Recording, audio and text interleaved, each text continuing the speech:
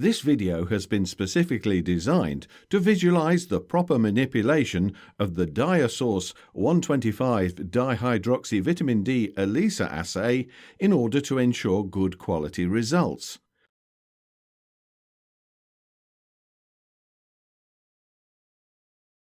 The DIaSource 125-dihydroxyvitamin D ELISA assay is composed of two parts: the kit box and the silica cartridges.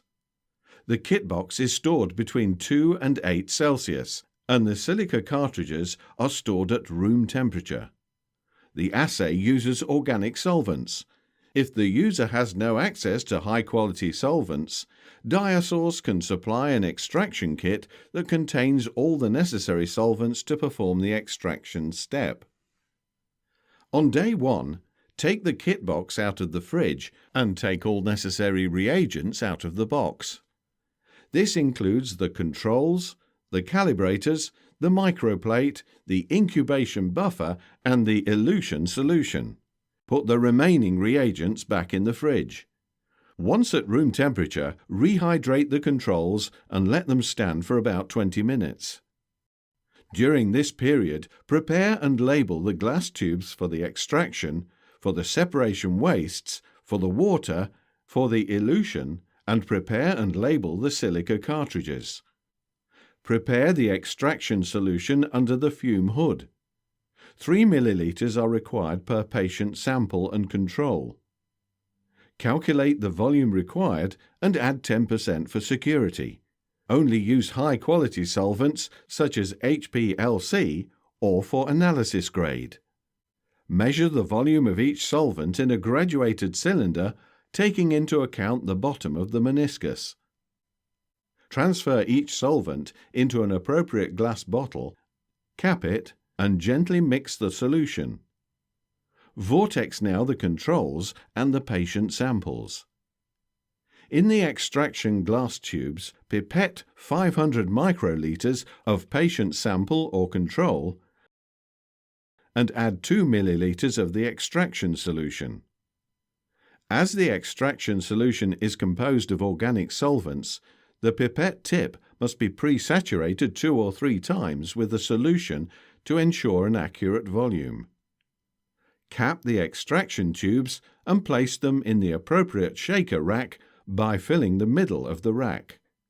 Secure the tube caps with tape and start the shaking at 1200 RPM. A lower or a higher shaking speed will result in inefficient extraction or in inseparable emulsion. 125-dihydroxyvitamin D and other molecules soluble in the organic phase are being extracted from the sample. During the 1-hour shaking, prepare the washing solvent by adding 1% high-quality ethanol into the remaining volume of the extraction solution. Pre-saturate the tip to ensure an accurate volume. Transfer the extraction tubes into the centrifuge racks and centrifuge for 5 minutes at 800 G. Respect carefully the 800 G during all the centrifugation steps of the protocol. Place the silica cartridges into the waste tubes and transfer 800 microliters of the upper organic phase into the cartridges. Slowly pre-saturate the tips 2 or 3 times and pay attention not to disturb the phase separation. Alternatively, the whole organic phase can be transferred first into another tube to facilitate the pre-saturation and the pipetting steps. Let draw by gravity during 5 to 10 minutes. Add the remaining 800 microliters by taking the same pipetting precautions. Let draw by gravity during 5 to 10 minutes.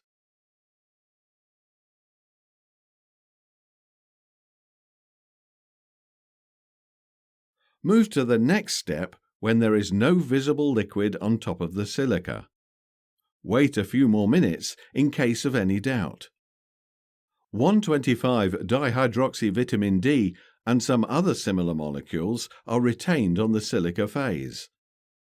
Add 1 milliliter of the washing solvent during the pre-saturation technique. Let draw by gravity during 10 to 15 minutes. Move to the next step when there is no visible liquid on top of the silica. Wait a few more minutes in case of any doubt. Potentially interfering molecules are washed away from the silica phase. Add 500 microliters of high-quality dichloromethane using the pre-saturation technique. Let draw by gravity during about 5 minutes. Move to the next step when there is no visible liquid on top of the silica.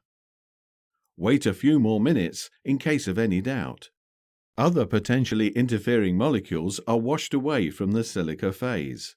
During this elution, rehydrate the calibrators. Carefully remove the calibrator stoppers in case of the presence of volatile powder. Slowly add water to avoid expulsion of the volatile powder. Let them stand. Transfer the cartridges into the water tubes. Add 500 microliters of water and centrifuge the tubes for 5 minutes. Remaining traces of organic solvent are washed away from the silica phase. On the bench, transfer the cartridges into the elution tubes. Add the elution solution using the pre-saturation technique and centrifuge the tubes for 5 minutes. 1,25-dihydroxyvitamin D is eluted from the silica phase. Discard the cartridges and vortex the calibrators. Add the incubation buffer into the microplate. Then add the calibrators and the eluted 1,25-dihydroxyvitamin D using the pre-saturation technique. Cover the microplate using the appropriate plate adhesive strip and place the microplate into the fridge for the night. On day 2, take the kit box out of the fridge and take all remaining reagents out of the box. Directly prepare the working HRP conjugate in a glass vial and let it stand for 1 hour. Prepare the wash solution during this period.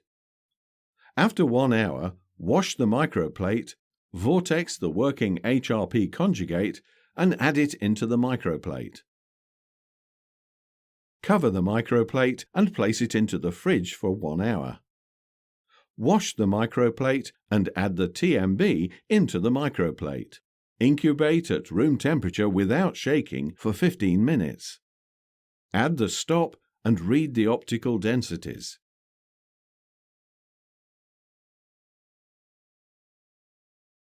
Calculate the results, ideally using a 4-parameter logistic function curve fitting.